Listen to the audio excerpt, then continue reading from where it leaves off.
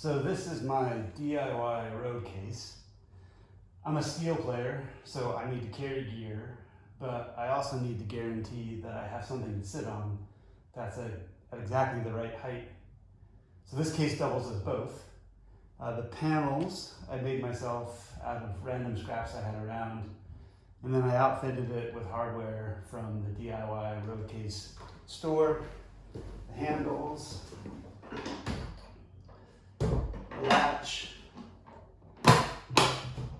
and the hinges that stay upright.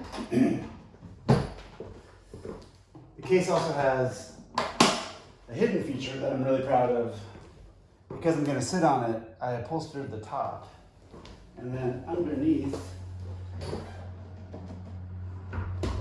I have these legs I made.